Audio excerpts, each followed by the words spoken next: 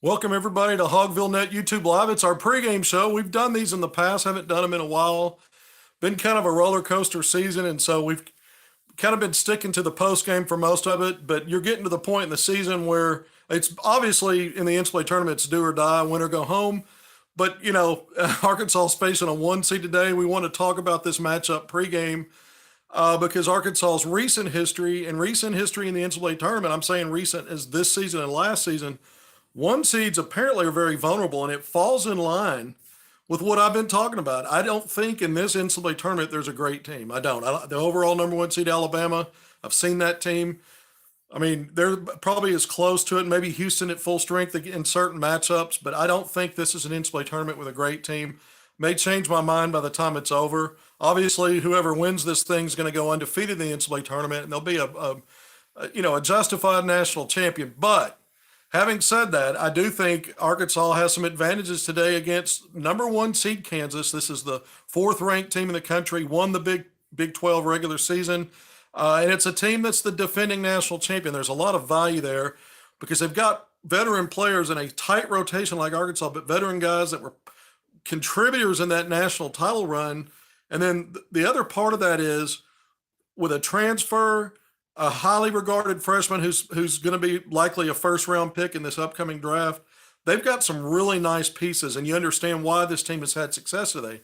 Now, this is, Kansas is 28-7. So for a one seed, they've lost a few games, but they play them arguably the best conference in college basketball, the Big 12, and they play a tough non-conference schedule as well. These two teams have common opponents. But let's kind of go back to the top. It's number one seed Kansas in the West region. We're in the round of 32 versus the 8 seed Arkansas Razorbacks. It's at 4:10 today on CBS, so this is the round of 32.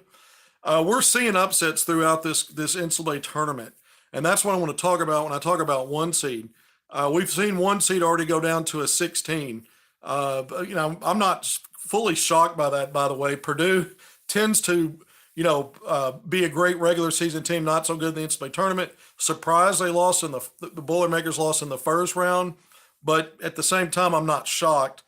So a one seed is already out. A two seed's already lost in this tournament. A 4 seed, so we're talking about Arizona, Virginia. There have been some upsets in this tournament, but one seed already vulnerable. A one seed last year, two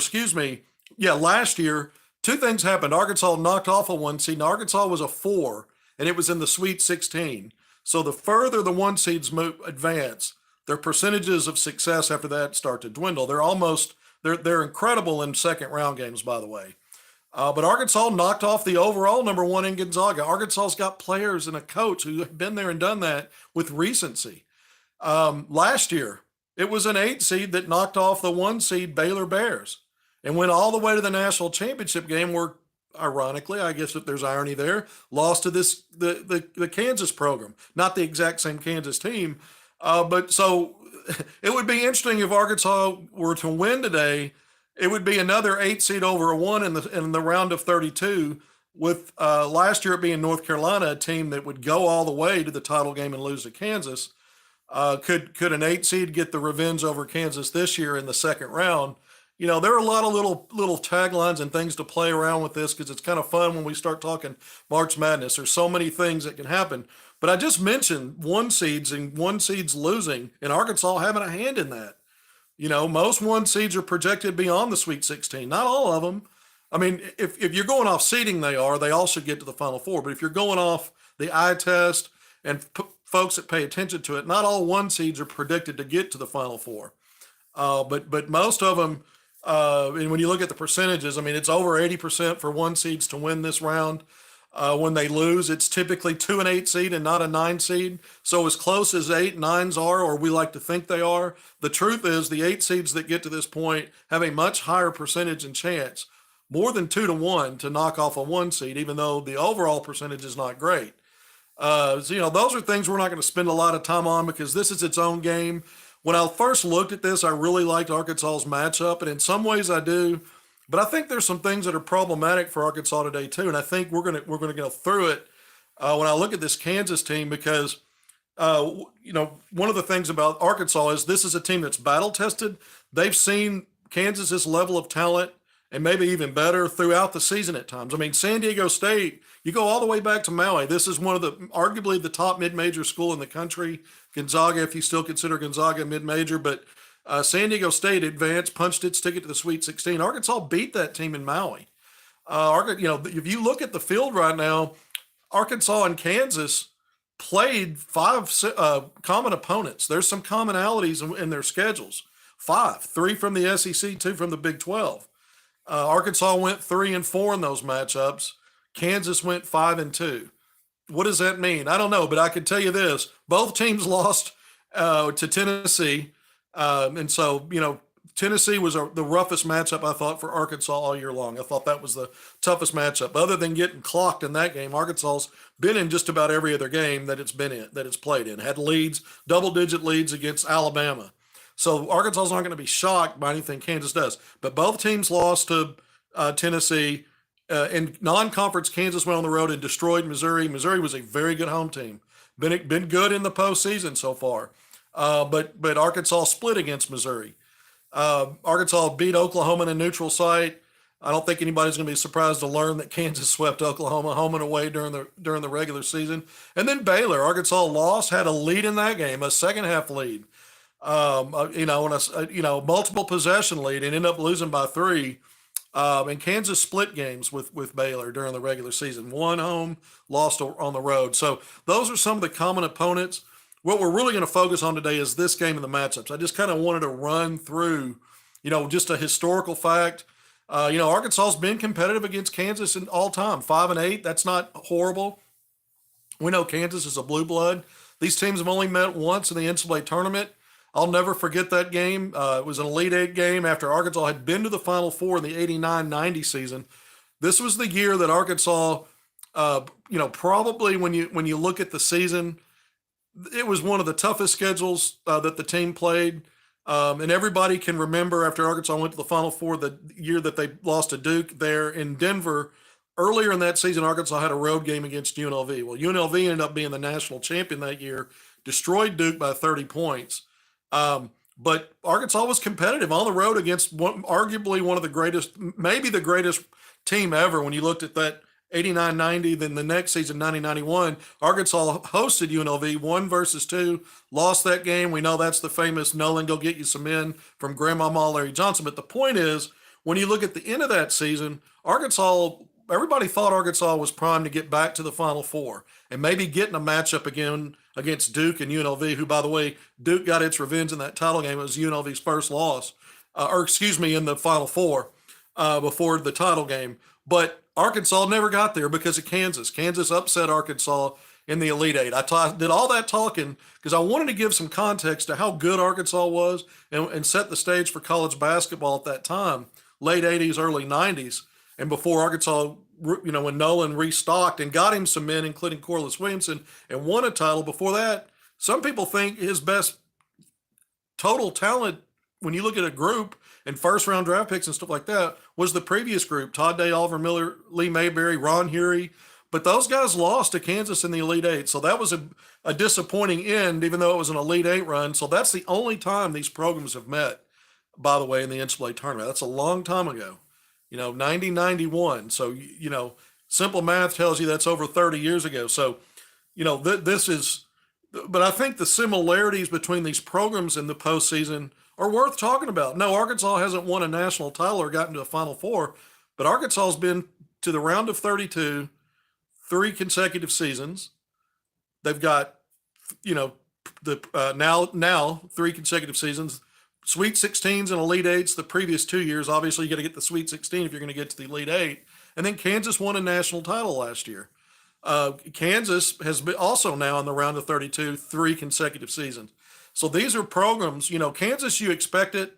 It's almost an annual thing, especially their dominance in the Big 12. For Arkansas, this is like, talk about the Nolan era. It's sort of waking that sleeping giant. Now the giant's not only awake, but it's got a good stride as it goes through postseason.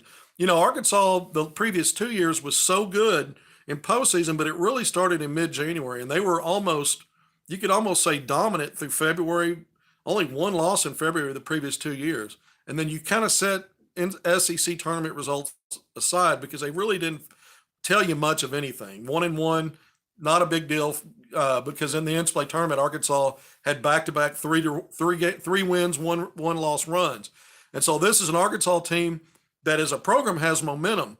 But we're going to talk about this particular team and some of the matchup issues. And of course, Kansas coming off, as defending national champion, they've got some holdovers that had roles in that and significant roles.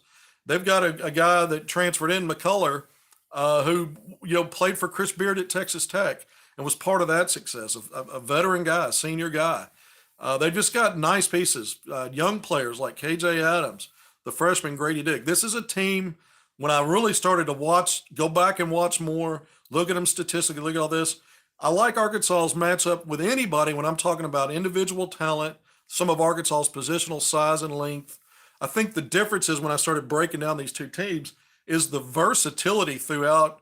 Kansas it's a tighter lineup than Bill Self's had in the past, in terms of how many guys are actually playing and how he's dispersing minutes. It's a tight rotation similar to Arkansas, but there's so much versatility throughout that group. And I think with Arkansas, there's been a lot of one-dimensionality, and we know what that is. Not a great three-point shooting team, really not guys comfortable in mid-range. Arkansas's got to get downhill.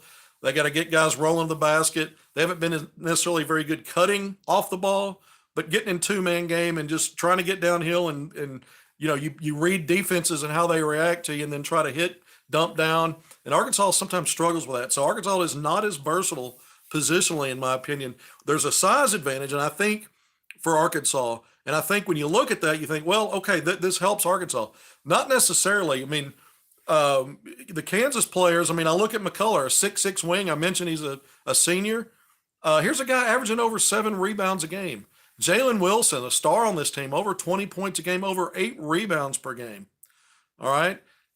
So these are guys at 6'8", 6'6". You look at Grady Dick, the freshman. He's an elite shooter at 6'8", three-point shooter. He leads the team in makes. He's over 40% from three. But you cannot paint him with a brush and say he's a three-point shooter. He's got real craft in his game on offense. If you run him off that three line, he reminds me of a bigger Isaiah Joe. He economizes his movement and ball handling to get to open spots. He can knock down mid-range shots. He is aggressive attacking the offensive glass. He'll dunk it off, on an offensive rebound. This guy, don't paint him with a brush. And though he may not be as physically quick and athletic as some guys, he's savvy and proactively quick in how he sees the game and makes proactive moves. That's how I would have described Jalen Williams as a big man at Arkansas. Not the most athletic guy, but just cerebral and that proactive quickness if he didn't always have it physically. And so he gets to his spots. That's how he takes charges. He's not the quickest guy laterally, but he gets to places because he's already reading the situation. Grady Dick is that kind of a backcourt guy, a really good wing. When I look at Jalen Wilson, I talked about the 20 points per game. But this is a guy that is not the most creative. He's a spot-up shooter. But all of these guys are fantastic in transition. Kansas is going to look to score off its defense. This is a team that's good at forcing turnovers but cashing them in. They'll run off of defensive rebounds. And I mentioned some of the rebounding numbers. Grady Dick, I didn't say his, over 5 rebounds a game. He's about averaging the same amount as Anthony Black. Think about that. Anthony Black's, when you really look at it, is Arkansas' second best rebounder next to Mekhi Mitchell by average. And consistently, he's been Arkansas' second best rebounder. Well, Grady Dick's the third best rebounder for Kansas, and he and Anthony Black have almost identical rebounding numbers when you look at it by average. And so this is a very good rebounding team, despite Arkansas' size advantage. KJ Adams, I got to watch him and Grady Dick through the grassroots play. Most of these guys I have, but a lot of KJ Adams in person. And he's a guy that I always thought was like a poor man's Corliss Williamson. There's some similarities with Justin Smith because he's a little quicker off the floor than Corliss and more similar to Justin. But these are guys. This is a sophomore. He was part of that national championship team. Here's a guy that's getting 10 points a game, 4.5 rebounds, but he's so active and quick. And so even though he's 6'6", you think, well, I mean, this is basically their interior guy. Everyone else can face up and beat you that way, and then they slash and attack for offensive rebounds. But here's a guy that can do a little bit of that. He's not a perimeter shooter though. He's not really a face-up scorer. He's just a quickness guy that just stays active, and he's a tough matchup. So sometimes when you have a size advantage, it's not necessarily advantage in the matchup. Sometimes the quicker guy and the savvier guy. So, I'm kind of going through some of the players. DeJuan Harris, the 6'1" guard, this is the only one guy positionally that doesn't bring the size, but he's got good length. And what does Arkansas struggle with all year? Smaller, quicker guards who get by their first guy and get leverage getting downhill. And once they get that leverage, this guy is as true a point guard as Arkansas is going to see this year. 9 points a game, but he dishes out over 6 assists per game, and he's a 40% three-point shooter. So you can't just sag off of him and pack it in and try to make him shoot, because he can knock down a three. He doesn't take a lot, but he can keep a defense honest. I don't know how good Kansas would be if Arkansas dares him to shoot a lot today. But the problem is, when you play sound defense on these guys, they're versatile. And so you can't just say, well, if we take the three-point shot away from Grady, or if we do this or do that. The problem is guys like Harris can create off the bounce. And so once he gets leverage, it's not just about him finishing. It's other guys. When you have to help, you almost have to, against this team, you have to be really, really good on your help. And the timing has to be right, and communication has to be great, because these guys will burn you. Even if you play great through, 25, 26, first 25, 26 seconds in the shot clock, they can still make a play at the end of it because they're so good getting off the ball, spacing the floor. So when they attack, they do it off good ball movement, good, and then off the spacing, and they just read those situations. And so Arkansas has played, I would say, when I look at from a talent standpoint, they've played several teams and held their own in games with teams with comparable talent or maybe better. But I think maybe the difference here, I'm not sure I've seen a team, maybe other than Alabama, with the positional versatility that this team has. Jalen Wilson's the one guy at 20 points per game that I don't know how versatile. I want to see more of him, and we'll see it in this matchup. But he thrives a lot off others' creativity too. But he's always ready. He can knock it down to the mid-range from three. He makes 1 out of 3 from three, but he's a volume guy. But he can do other things. But a lot of scoring off the creativity of others, and sometimes that's okay. Stanley Moody, and on a lesser level last year, was not really a big-time shot creator, but he could be effective. He could be a 20-plus point guy, and a lot of that was off good ball movement because he wasn't really a shot creator. He'd get to his spots quickly. And so a lot of these Kansas guys do that. Less is more with how they get into things. And so I think this is a tough defensive matchup for Arkansas, simply because Arkansas has the length, athleticism, and some of the other things. But sometimes it's about breakdowns. And we know Arkansas has lapses. A lot of the stuff is on offense. But also on defense, Arkansas has had lapses there. And so I think there's more challenges here than with a lot of teams, because you can figure out and take away 2 or 3 things, and this team still finds ways to beat you. Not invincible, though. This team can be beaten. They've lost 7 games this year, and we looked at the mutual opponents, and when I really went back through it, I really think had Arkansas had Baylor at home, Arkansas could win that game. Kansas split with that team. Both teams lost to Tennessee. Both teams defeated Missouri.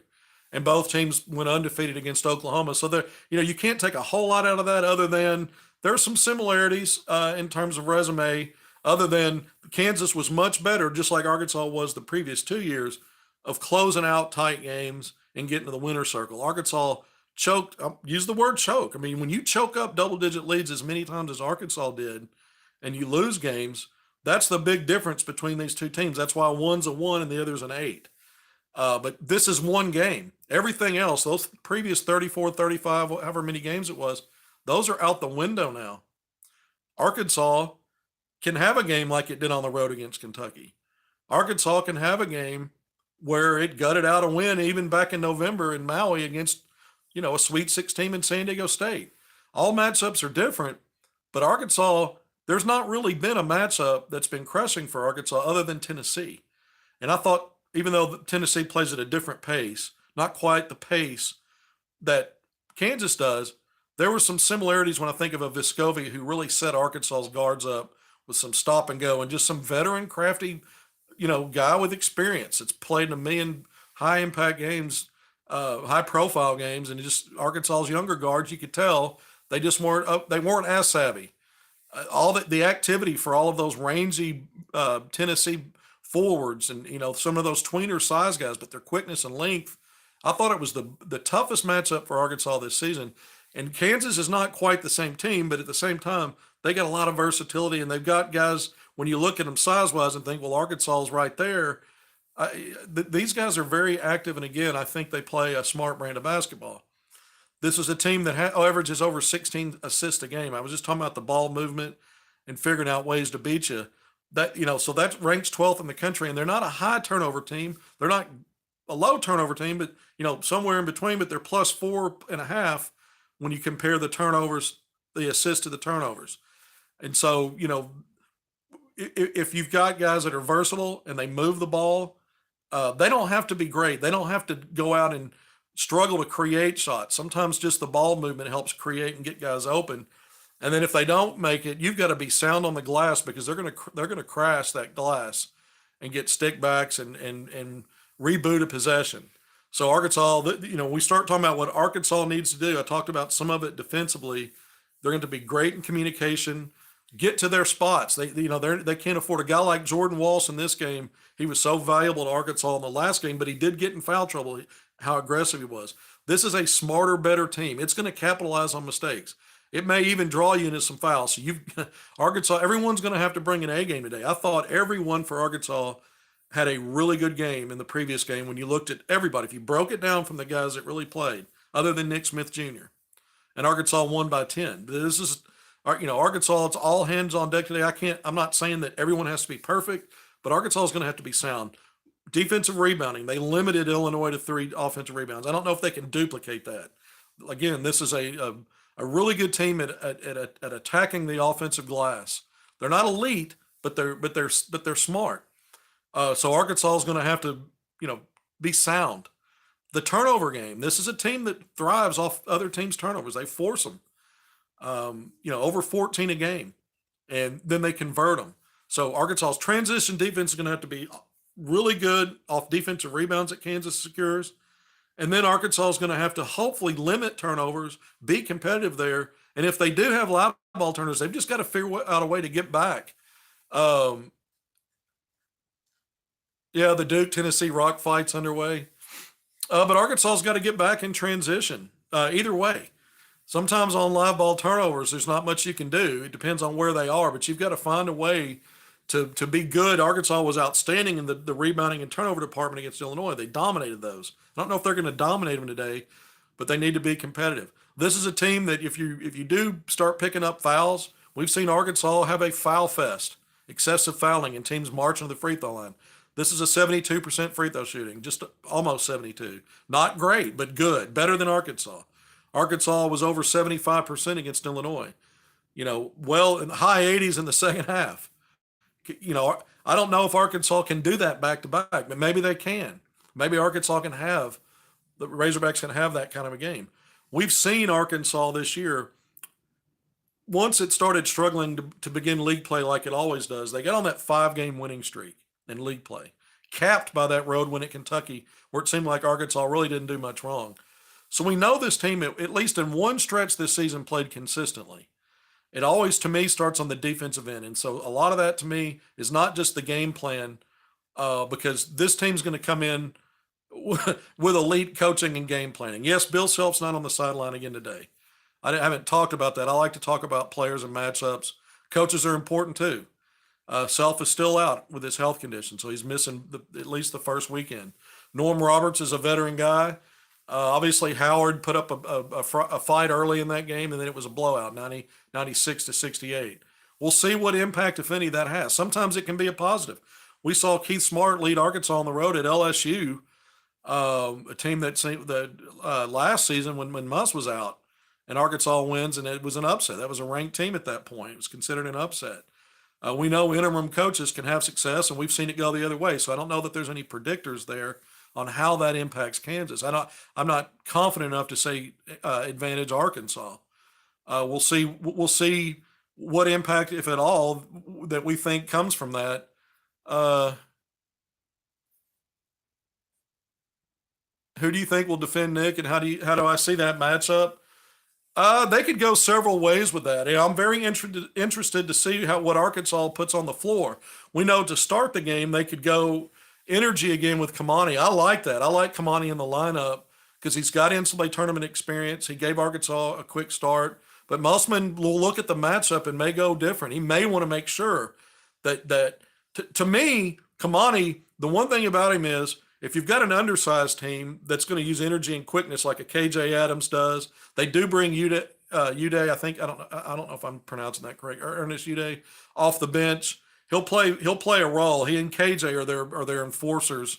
KJ Adams and Uday.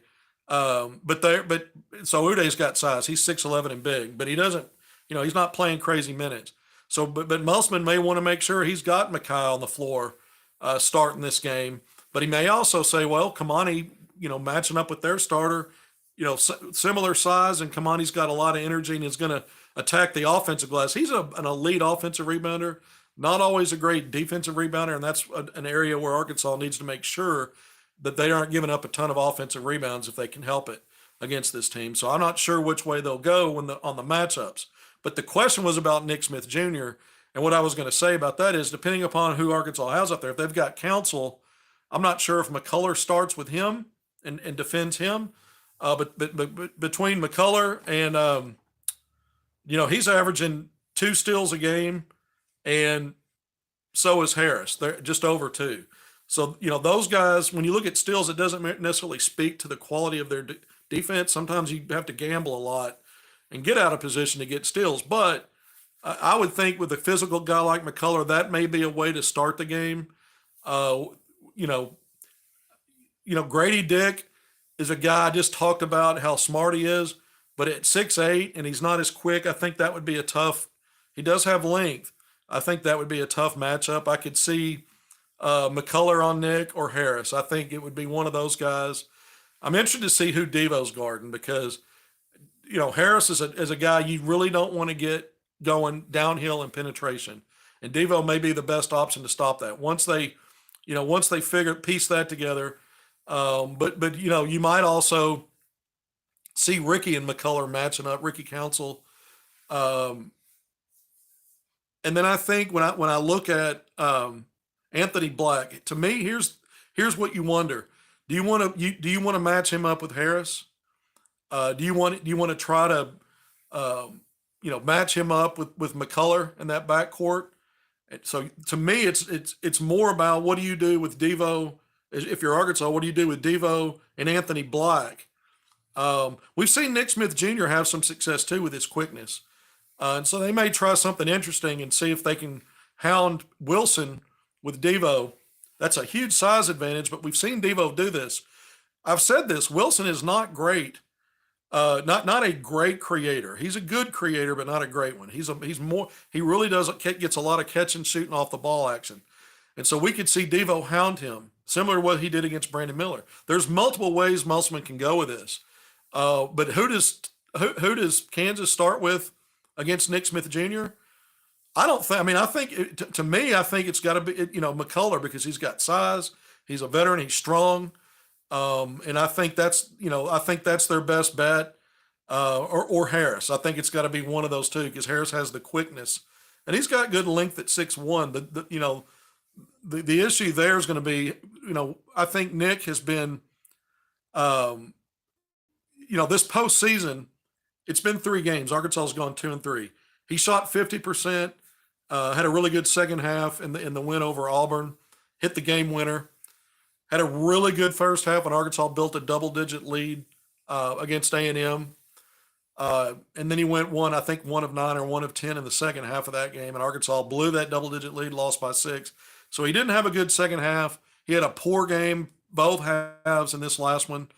For Arkansas, I really think, and I know people sometimes get frustrated, but he's the one guy on this team that can create openings to get shots. The one guy. Really, everybody else is kind of predictable. I think there's been renewed vigor, for Ricky Counsell getting out of SEC play because teams had seen him, had been around it.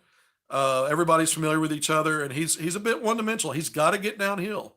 He's not a 3-point shooter, and he's streaky. He's more miss than hit in the mid range, so he's trying to get all the way, and he doesn't do it off the creativity of others. He's a one man setup guy. He's out there ball faking, crossing over, and trying to find that crease, and then he's good. He's good at getting somewhere, but sometimes it's tougher to finish against teams that have schemed you so well, and they've got length and athleticism comparable, which is what you see all the time in the SEC. I thought Arkansas had a big advantage there against Illinois. In this game, I don't know how much of an advantage there's going to be there, but this is a team that's not familiar with Arkansas, and Ricky may be able to play that to his advantage because he is quicker at 6'6" with his build and explosiveness. He has advantages over a lot of guys. It's just, throwing something, you get something new when you're in the NCAA tournament. It's not only a clean slate, but teams aren't really familiar with it. There's no SEC team in this West region. By the way, I talked about some of the upsets. There are zero. I mean, zero up. I thought this West region was the toughest. I thought the South was the easiest coming into this. There are zero upsets on Arkansas's side of it. If Arkansas is able to beat Kansas today, they're going to face the winner of the 4-seed UConn and the 5-seed St. Mary's. And those teams play tomorrow, by the way. So that's something else. That gives Eric Musselman an extra day over whoever the opponent is for get his team rested, but also to game plan. I don't know how much value's in that since there's multiple days before you get to the next weekend, but you start on Thursday, so it's the first possible day. But Arkansas's got, if Arkansas can win today, they're going to face one of the seeded teams that should have gotten there. A 5's not a big upset over a 4 if it happens, if St. Mary's beats UConn.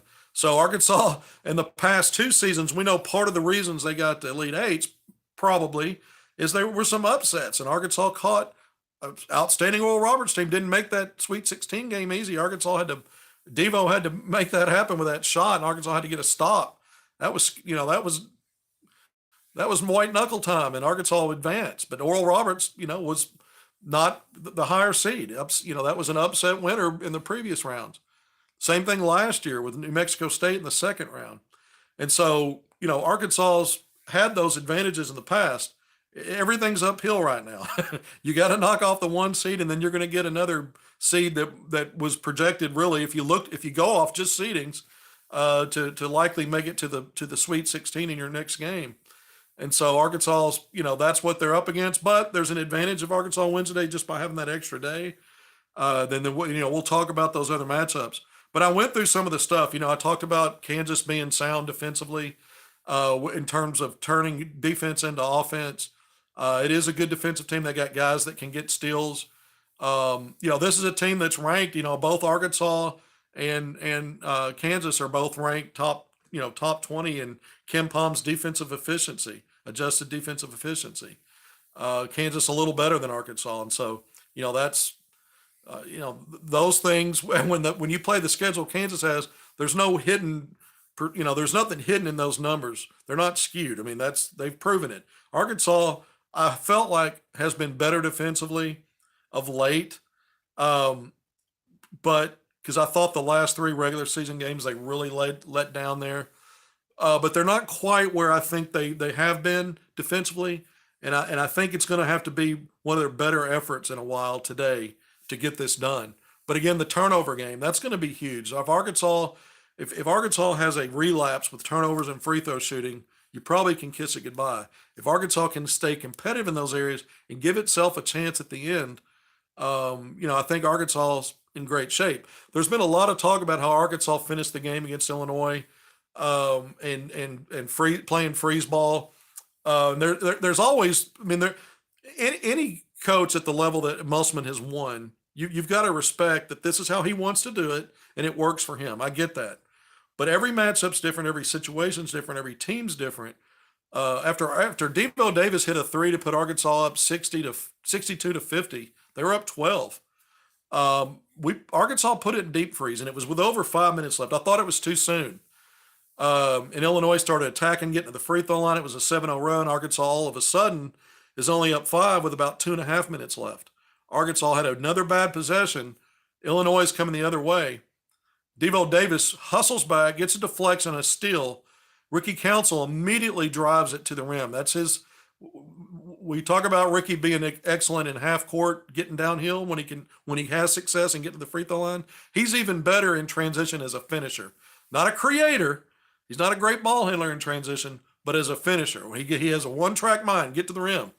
So Arkansas scored a basket in transition off that steal. Now it's a 3-possession lead.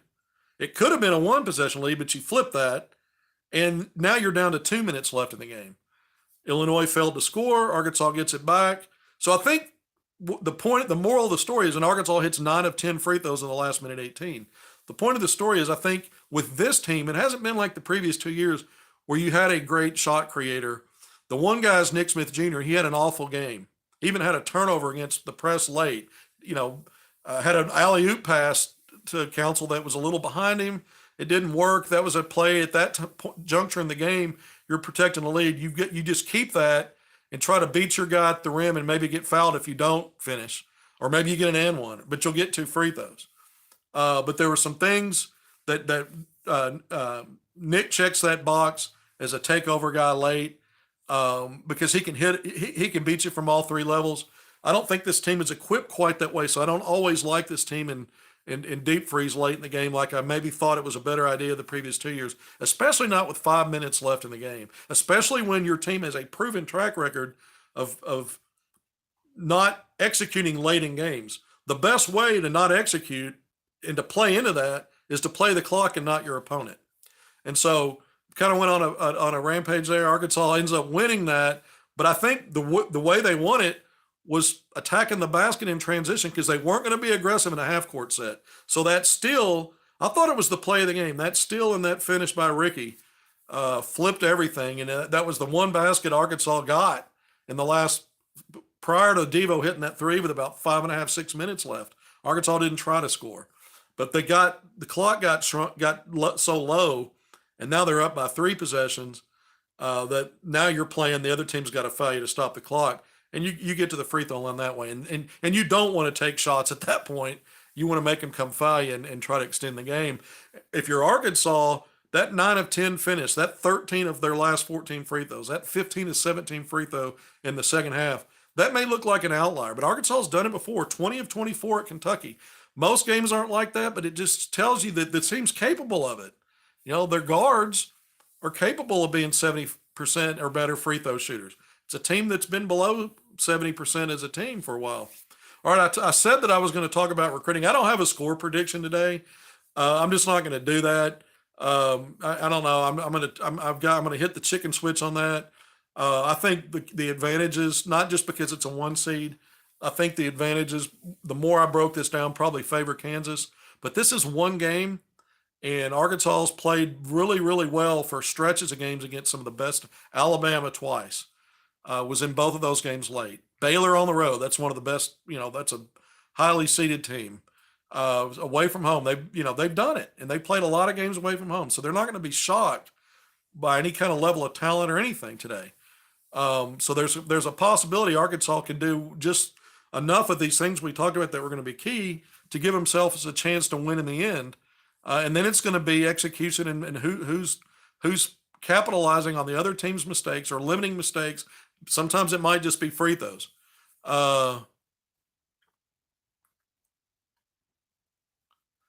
There's a big idea that Jalen Graham should have a bigger role on this team, and I just don't think I've